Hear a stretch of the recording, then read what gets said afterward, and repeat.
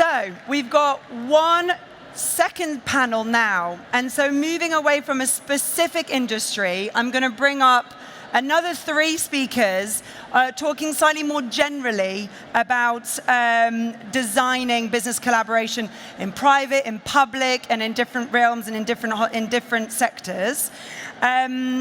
Our next speakers have all been involved in certain ways with Imagine, which makes it a very nice moment to welcome them. So can I please welcome on stage Brune Poisson, who is former Secretary of State for Ecology for France, Glenn Manzik, Chief Executive Officer from World Sustainable Hospitality Alliance, and our very own Kevin Taibali, co-founder of Change Now. Come on over, everyone.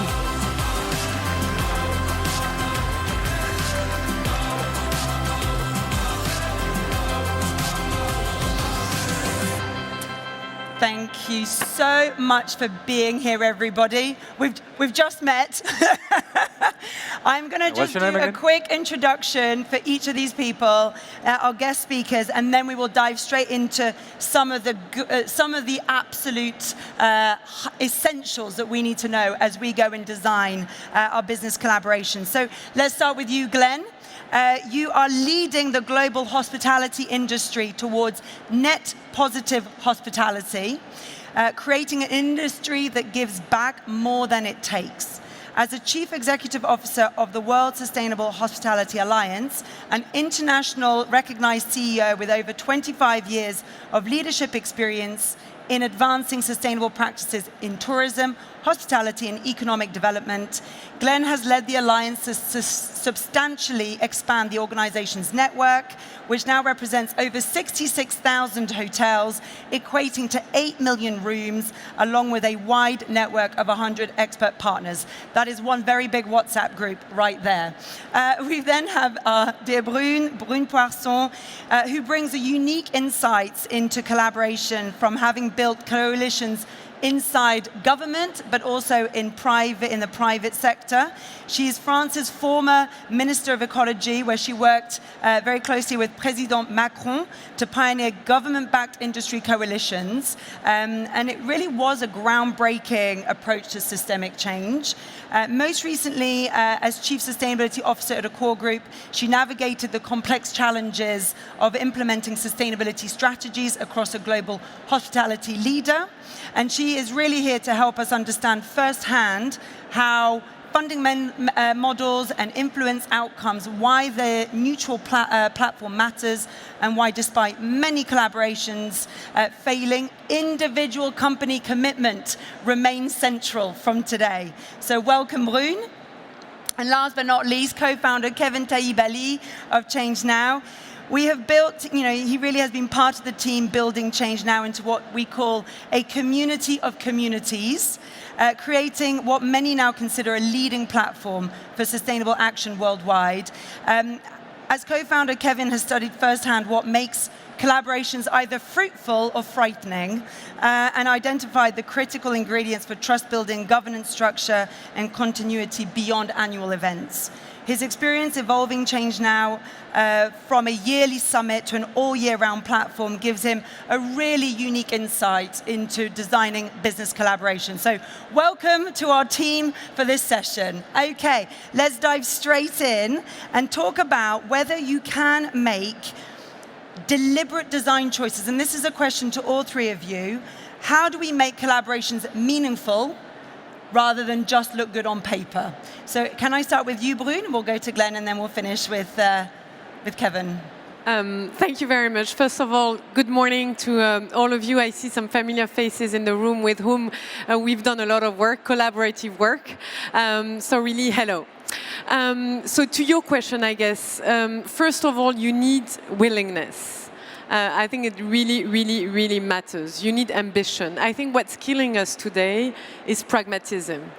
I know that this word is actually really popular because you have to be pragmatic, because you make things work that way. But I think this is really an excuse not to be ambitious. And so a coalition is all about setting a level of ambition and then figuring out together how we're going to solve that issue. I think that's really, really how it works, and it should be the beginning and the starting point. What is the level of ambition? And then how do we work together to reach that level? And the how is also extremely, extremely important. You need to have, I think, as part of the coalition, when you're talking about business coalition, you need to have champions. It's sad, but it's true. You have the biggest and the strongest in the room or in the sector, in the system to be part of the coalition. Because they're going to be leading whether they want it or not. And then you have a lot of other important things when it comes to the methodology, and I would say two things on the how. So the what and the why need to be super clear and super ambitious. And then the how, as I said, champions, but also most importantly, meaningful objectives and transparency and accountability. And lastly, you need to have a third, an intermediary, a trusted intermediary, like an NGO, for example, that not only brings those businesses together, but also keep them, keep track of what they're doing and say publicly if they are not actually respecting their level of ambition. This is what we did, for example, when I was in government. We launched a plastic coalition. The objective was really to get rid of single-use plastics, and so we brought together all the biggest companies, but also smaller companies, full of innovation. We brought them together, and we said, you have to work together. And if you're not achieving the objectives that we set and that you set collectively, not only a third party, the NGO, would actually denounce it publicly, but also the regulator is going to regulate you. And I think that's really important, and maybe I'll come back to that. I don't want to give it too long of an answer. But what's also really important is the type of dialogue, discussions, and relationship that this coalition is building with the public sector. And I think this is critical, and I'm sure we'll come back to that. Absolutely. And that's what we've been doing. Glenn is doing so much with this as an industry association for the hospitality. So tell us a little bit from your perspective. You're on the front line. How do you bring those millions of rooms together? Well, following Brune is perfect, because it's absolutely everything she just said. That's what the Alliance is in action. It has to start with, we had an inspirator that started it all, and he's King Charles III, that back in 1992 started this convening of the hospitality industry to focus on relationship and breaking down the competition and thinking about this as a collaboration. But what made the fundamental change is when we adopted, actually, and Paul is, as we all acknowledge Paul Pullman here, in the inspiration of this notion of net positive hospitality, having a bold ambition, as Brune has just said, to get people really engaged, to think, wow, this is something different. We have to think about what's happening here. We want to be seen as an industry that's giving back more than we take from the destination for which we have the privilege to operate within. And that's a fundamental shift in approach, quite frankly. Yeah. And when we adopted that philosophy, those early adopters became 400% bigger. So we grew, as you mentioned, to 8 million rooms and 66,000 hotels in a portfolio of companies. Now, that's nearly 50% of all the rooms in the world, now talking about a bolder approach, a bigger approach to it.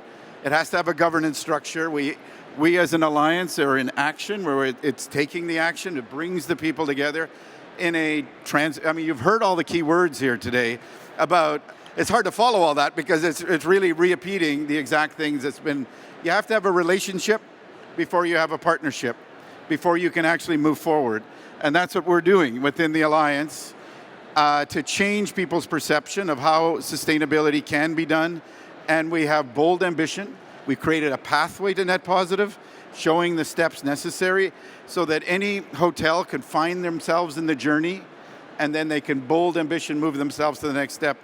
But I think this forum provides an additional connection, because too often we could talk to ourselves too much and drink our own Kool-Aid, and that's why we expanded our network within the Alliance to include those in the value chain. So it's not just hotel companies sitting at the table, but a much larger conversation of ambition. So I reiterate what was said before, and I think it's really about, I like what Valerie's comment was earlier, it's about a tribe. And we as an industry, we have a meaningful connection. together to actually affect change. And if we don't have that, we can't do it, and we can't do it alone. This is the thing. And I think what is so interesting to hear specifically about the case of hospitality, or obviously beauty before, is that these are actual initiatives and campaigns that are happening right now, despite the shift in geopolitical crisis, despite the potential ESG backlash. And it comes back to Paul's word around net positive. It is such a positive word compared to net zero. So it really can bring people together. Kevin, when you hear and all of your experience working with Glenn and Brune, what are some of your takeaways around designing business collaboration? It does not happen on its own. Is that right? Collaboration is hard. Yeah. It's super hard. Within your team, with other partners, that's the truth. Who here doesn't face troubles, hasn't been, facing challenging, in ways, you collaborate with other people. I think no one can, say that it's easy. We started China, we were 3 at the beginning, and we've built this out of, hundreds and hundreds of partnerships over the years. And I can tell you, when you look at the figures, they tell you that if you are experiencing challenges, you're not the only one. It's the same for everyone. Because there's ego posture, there's so many people to bring on board, to convince, and it takes so much energy to rally the troops around one vision, as you, Brune said, ambition, vision, and then you need to bring a lot of people. You look at partnerships in the business environment, 98% of partnerships are between two actors in business. It's basically what we call trades. You got a buyer and a seller. Yeah. But when you go to the impact community, usually because of the complexity of the problems you're trying to solve, you need to bring way more people than two people. And the relationship is not just about cash. It's about a vision for a better society, a vision for better ways of functioning within your sector or not. So that adds a lot of complexity. How do you work with 3 people? How do you work with 10, 20, 100?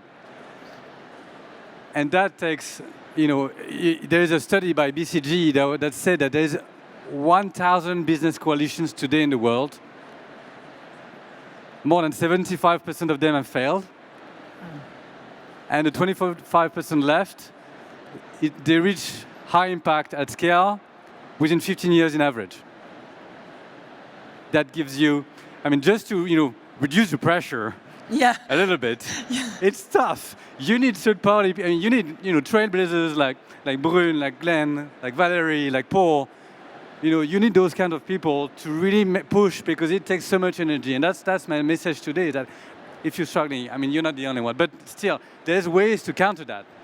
Because the good news is that we have decades of learnings, of failures to, help us, to build on that. And I think the ways to function is, as you mentioned before, start with the willing, start with a small crew of people that are really agree on a vision, agree on an intent, who you have trust with, because trust is so important. And then building on that, ways of working, having relationship at CEO level, at middle ground level, finding the right governance, having a PMO, having a third party that can really align the stars.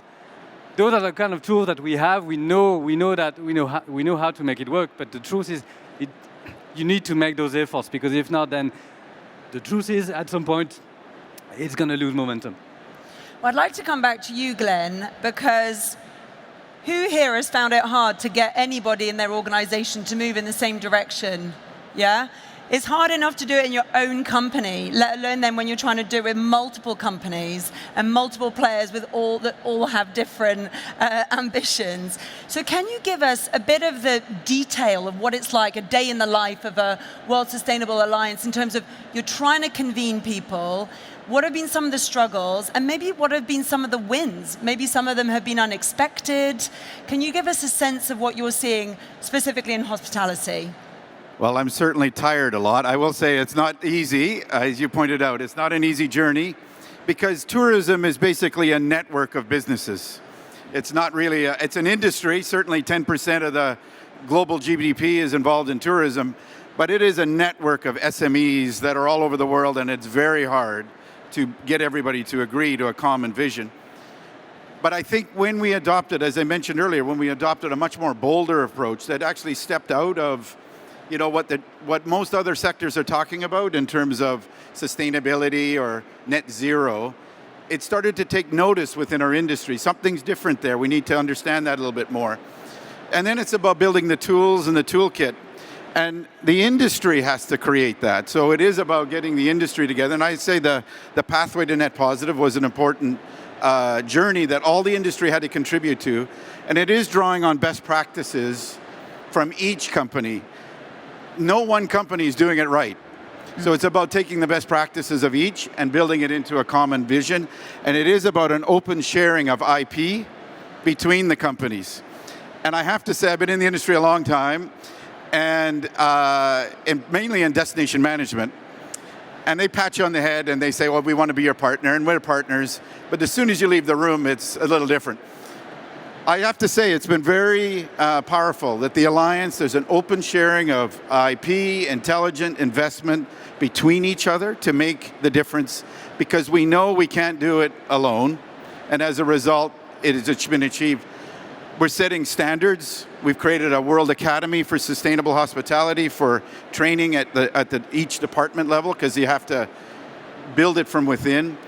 But I think there's a program we're very proud of. It is our employability program, where we help and support disadvantaged, those that are marginalized, those that could have been human trafficked, could have been from different parts of the world that just have no opportunity to get into the workplace.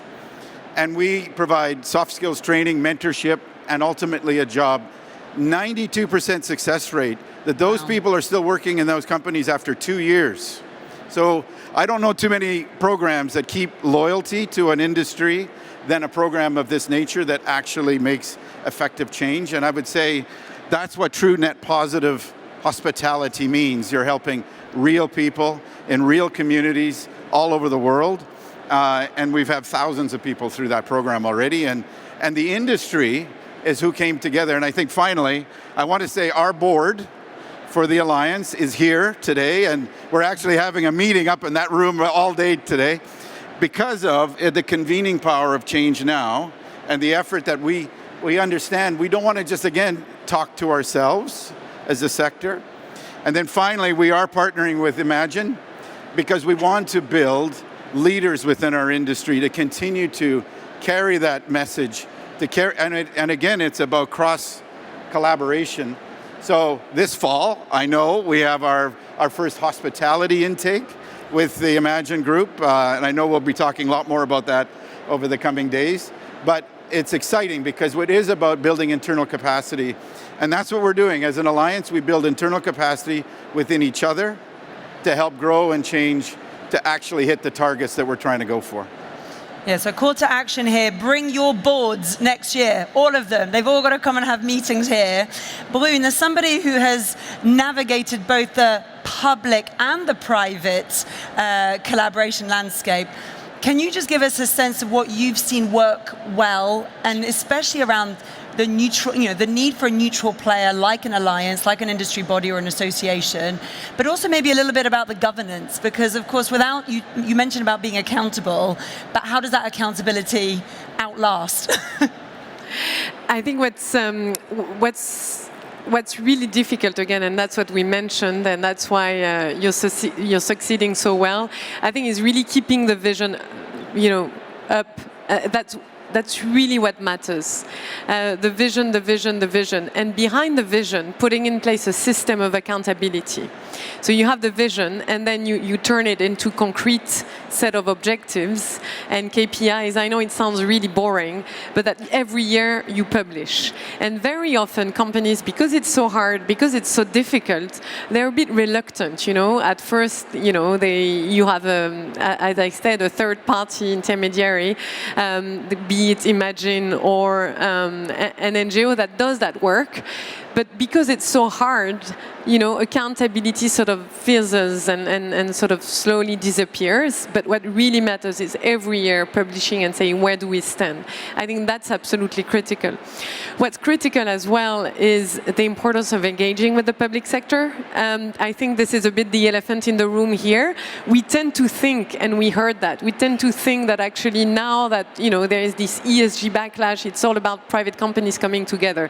Yes, but it's all about private companies coming together and actually pushing and engaging with politicians and engaging with the public sector. I think it's absolutely critical because, as Otto Scharmer said this morning, you know, finance and businesses are the two, you know, institutions that are still sort of, that are not under attack.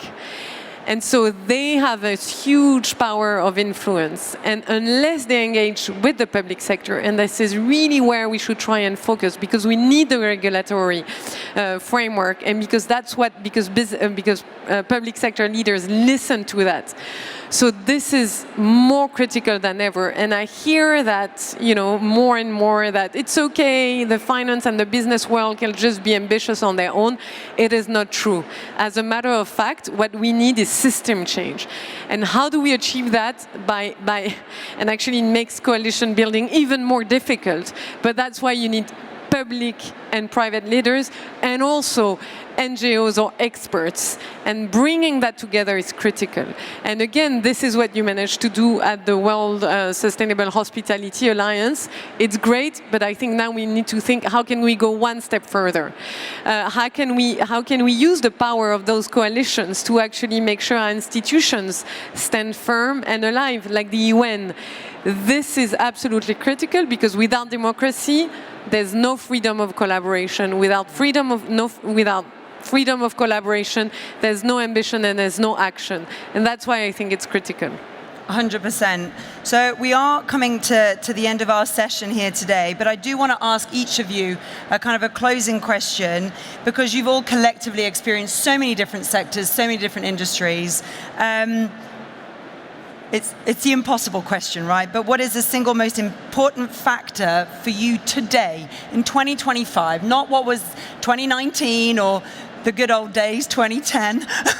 What is it now that you think is the most important factor for our group of change makers that are all building their own industry collaborations?